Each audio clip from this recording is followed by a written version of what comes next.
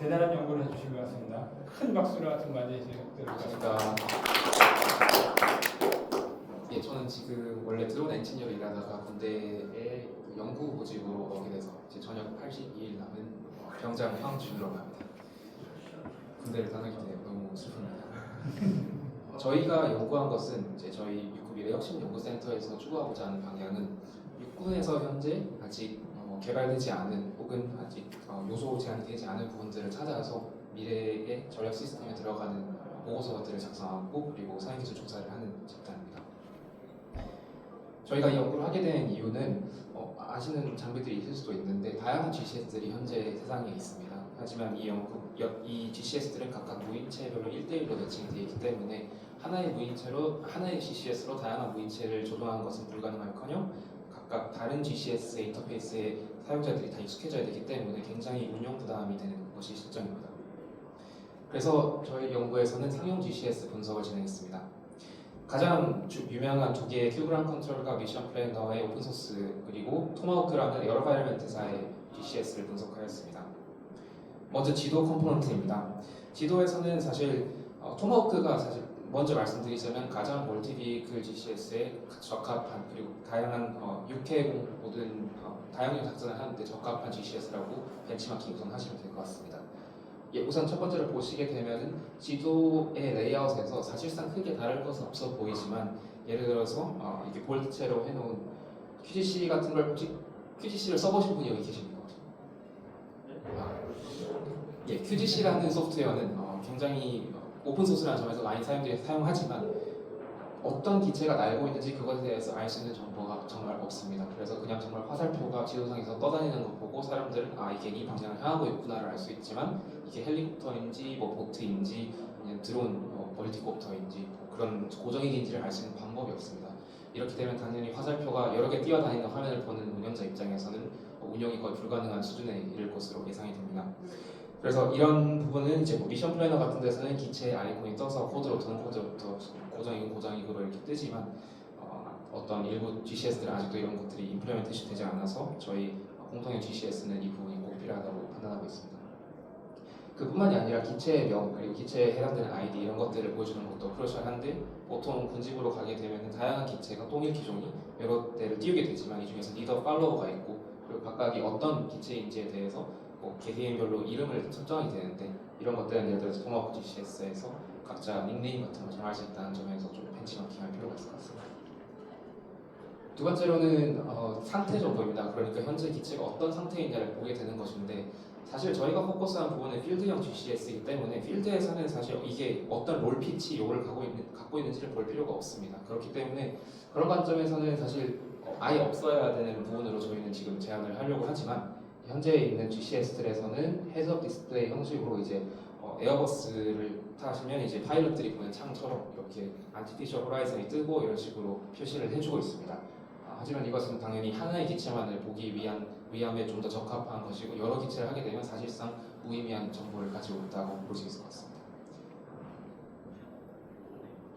그리고 또 퀴 액션이라는 부분이 있습니다. 사실 이게 가장 중요한데 운영자들이 바로 여기서 어떤 액션을 취할 수 있냐 사실상 조이스틱 커맨드 혹은 어떤 버튼을 통한 액션입니다. 하지만 이것이 각각 GCS별로 굉장히 다르기도 하면서 비슷한데 예를 들어서 현재 QGC나 미션 플래너 같은 경우는 정말 디벨로퍼 포커스이기 때문에 놀랍게도 이것들이 현재 사실 많은 방산 업체들에서 사용을 하고 있긴 하지만 굉장히 필요 없고 디벨로퍼들만이 써야 되는 그런 기능들이 있습니다.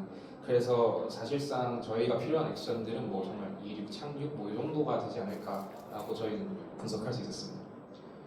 그뿐만이 아니라 포인트 오브 인터레스트 그래서 뭔가 상급 부대에서 제시된 적이 있을 것 같은 좌표 이런 것들을 추가할 수 있는 그런 기능들도 큐액션에 있는데 현재로서는 이것도 이제 나중에 맵에 인테그레이션한 방식으로 나중에 제안하는 걸 보여드리겠습니다. 그리고 임무 계획입니다. 이게 사실상 가장 많이 사용되는 기능 중 하나인데 어떤 임무를 수행할지에 대해서 경로를 계획하는 데 있어서 벌써 보이시겠지만 사실 두 번째 창과 첫 번째 창은 놀랍게도 그리고 두 번째 창은 사실 우크라이나에서 현재 많이 쓰이고 있는 소프트웨어입니다. 근데도 저게 굉장히 유저 프렌들리하지 않다는 건 아마 딱 봐도 아실 수 있을 겁니다. 그래서 이 정말 휴대폰에서 그 게임을 그러니까 게임 앱처럼 정말 UI가 잘 디벨롭 돼 있음으로써 뭔가 웨이포인트 하는 것만 일단 쳐도 예를 들어서 뭐 웨이포인트, 애드 웨이포인트를 해서 다시 넣는 지도를 클릭하는 게 아니라 그냥 지도를 클릭하면 바로 나갈 수 있는 그런 세밀한 요소들에 있어서 저희가 전투원들이 현장에서 쓰기 위해서는 그런 요소들이 중요할 것 같다고 또 분석이 되었습니다. 다음으로 영상입니다. 영상은 사실 전투자뿐만 아니라 그냥 이 GCS는 사실상 지휘자도 쓸 수 있는 소프트웨어고 물론 지휘자 소프트웨어는 조금 다른 식으로 구성이 돼야 됩니다. 전투자의 눈과 같은 건데 이 영상 정보가 현재로서는 두 가지 상용 소프트웨어에서는 한 가지 스트리밍만 가능한 형태입니다. 그래서 이것은 당연히 멀티비클이 됨으로써 다양한 영상을 스트리밍할 수 있도록 바꿔야 되고 이런 것들은 저희 제한 요소에 포함되어 있습니다. 뿐만 아니라 영상에서 사용자가 정확히 어디를 보고 싶은지 그리고 이 카메라를 제어하는 거에 있어서도 좀 컨트롤이 중요한데 물론 이 부분은 커스터마이징을 하고 참고로 저게 우크라이나에서 최근에 유명했던 그 스파이더 작전인가요? 그거 영상인데 저게 미션 플래너입니다. 이 부분에서 이제 어떻게 카메라를 조정하는가 이 부분도 사실상 터치 스크린에 적합하기 위해서는 영상에서 직접 터치를 하면 그 타겟 팔로잉을 하고 그리고 드래그나 업을 함으로써 짐벌을 제어할 수 있는 것이 가장 인투이티브하다고 판단하고 있습니다. 그리고 하드웨어로 치면 정말 이것도 제가 놀라운 점인데 우크라이나에서 현재 굉장히 랩탑형 GCS를 많이 쓴다고 합니다. 그래서 사실 필드 포터블이 있지 않는 이상 휴대폰을 쓸 필요가 정확히 있지 않지만 휴대폰을 씀으로써 훨씬 더 전투원들이 온 더 필드에서 사용하기 편리한 점은 당연한 것일 겁니다. 그래서 저희의 포커스도 지상 전투원들을 위한 것이기 때문에 일단 휴대폰과 그 옆에 있는 뭔가 장갑을 껴도 조작이 가능한 그런 버튼 그리고 조이스틱 하드웨어 컴포넌트들이 꼭 필요하다고 보고 있습니다. 여기서 한 가지 재미있는 건 에어바이멘트사가 이번에 카덱스도 그렇고 RX에서도 가끔 기회가 되시면 한번 가보시는 거 추천드립니다. 에어바이멘트사가 토마호크 로보틱스를 그냥 인수한 게 아닙니다. 이 기업에서는 굉장히 파인한 디테일까지 임플리멘트한 게 있는데 예를 들어서 저 마지막 기능으로 조정권 인기라는 게 있습니다. 여기 잘 보시면은 조이스틱 오른쪽 상단 위쪽 조이스틱 왼쪽에 보시면 초록 색깔 버튼이 있는데 저런 것을 누르게 되면은 이제 조정권이 일시적으로 없어지게 됩니다. 그러면 이제 글러브를 낀 상태에서 그걸 끄고 옆에 있는 조정 전투원에게 넘겨줬을 때 조이스틱을 잘못 건드려서 오작동이 되는 케이스를 없어주는 그런 굉장히 필드에서 쓸만한 기능들을 많이 넣은 것들을 좀 레퍼런스할 수 있었습니다. 그리고 ATAC이라는 소프트웨어를 혹시 아시는 분이 계시나요? ATAC이라는 거는 사실 오픈소스 안드로이드 기반 택티컬 어웨어니스 키트라고 바로 구글 플레이스토어에서 다운도 받으실 수 있습니다. 그러면 이제 맵도 보여주고 또 여기서 자체적으로 이제 앱과 연동이 되게 되면 이제 상급 부대에서 ATAC을 통해서 포인트 오브 인터레스트 찍어주면 저희가 ATAC 서버 컨택을 해서 GCS에서 이것을 맵에 보여주는 이런 어떻게 보면 연동을 시켜주는 그런 프레임워크라고 보시면 될 것 같습니다. 이것에 대한 연동성도 물론 그 육군이 이것을 쓰게 된다는 것은 아니지만 이런 상급 부대와의 연동성 부분도 고려돼야 될 요소라고 판단이 되었습니다. 그래서 현재까지 사실 모급 정도지만 저희가 결국에는 최종적으로 앞으로 6K0 통합을 했을 때 필요한 GCS 요소들에 대한 보고서를 작성할 예정이고 그리고 그 보고서에 들어갈 만한 UI를 보여주는 프로토타입 정도 개발을 보여드리겠습니다. 네, 여기는 저희가 근무하는 문지 캠퍼스입니다. 굉장히 아름다운 곳이니 많이 와주시기 부탁드리겠고 여기에서 일단 제일 보시면 아시겠지만 다양한 GCS를 봤을 때 저희가 굉장히 필요하지 않다고 생각했던 게 굉장히 클러터된 이런 환경이었습니다. 그래서 아까 말씀드린 요소 하나하나를 좀 짚어가면서 어떻게 좀 최소화적으로 UI에 넣었는지 보여드리겠습니다. 일단 지도 같은 경우는 당연히 위성과 지형도 그리고 스트리트 맵 이런 것들 스위칭이 가능하기 때문에 이런 기능들이 기본적으로 들어가게 되고 두 번째로는 상태 정보 표시인데 이곳에도 그 헤드업 디스플레이 같은 것들은 제거하게 되고 정말 그냥 숫자로 사용자가 봤을 때 그냥 엘티튜드 아니면 운영자와의 거리 이런 것들 부분만을 좀 미니멀하게 넣었습니다.